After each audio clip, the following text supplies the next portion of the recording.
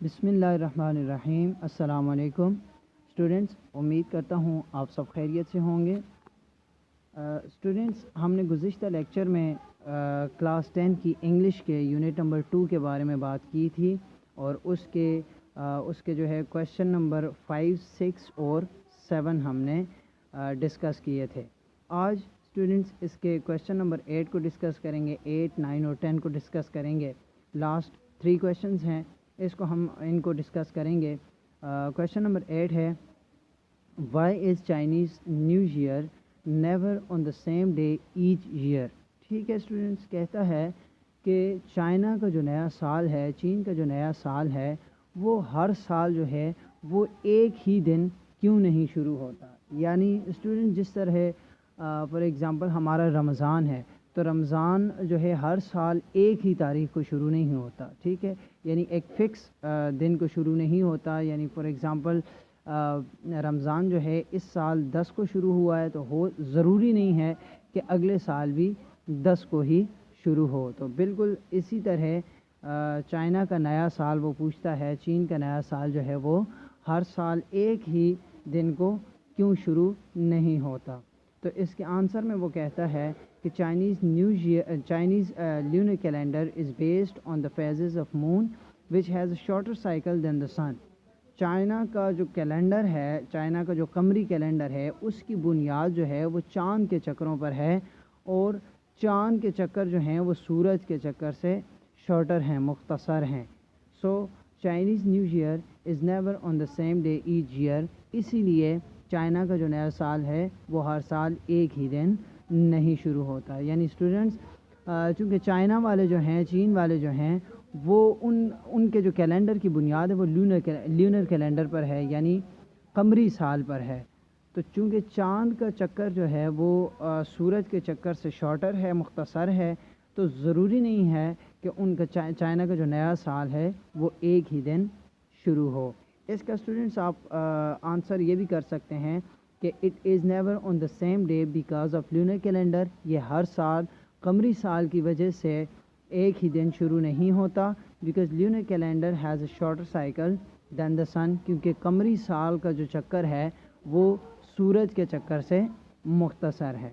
ٹھیک ہے اسٹوڈنٹس، آگے کویشچن نمبر 9 میں کہتا ہے کہ why does this dinner consists of 8 اور 9 ڈشز؟ کہتا ہے کہ چائنا کا جو نئے سال کے رات کا کھانا ہوتا ہے وہ 8 یا 9 ڈشز پر کیوں منحصر ہوتا ہے؟ ٹھیک ہے اسٹوڈنٹس، یعنی جو چائنا کا نیا سال ہم نے پڑھا تھا یونٹ کی سمری میں کہ چائنا کا جو نئے سال کے جو شام کا کھانا ہوتا ہے وہ جو ہے اس میں 8 یا 9 ڈشیں بناتے تھے، ٹھیک ہے۔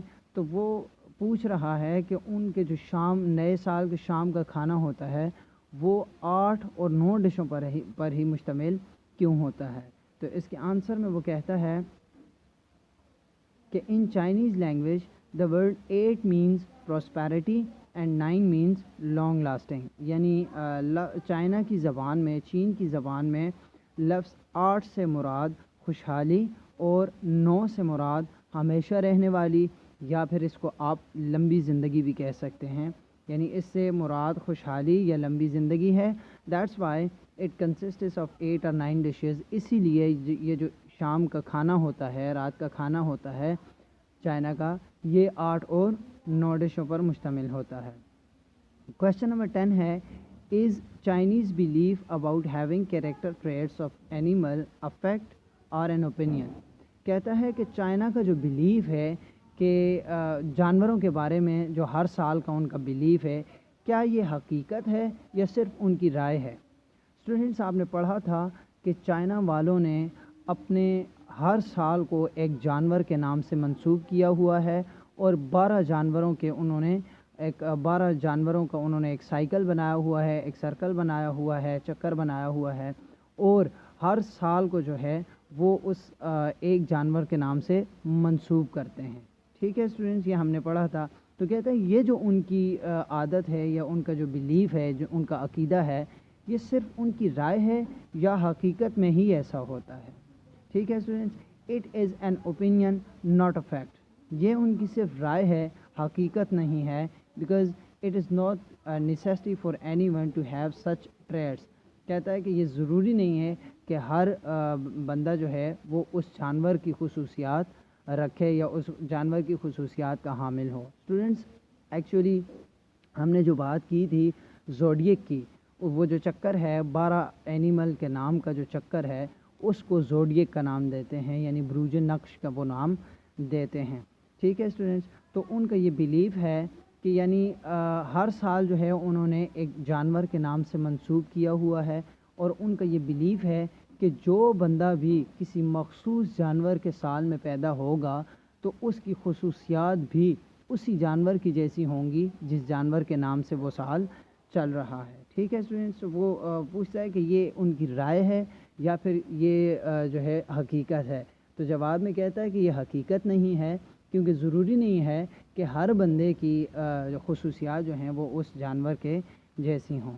ٹھیک ہے اسٹوڈنٹس، آج ہمارا یونٹ نمبر 2 ختم ہو چکا ہے.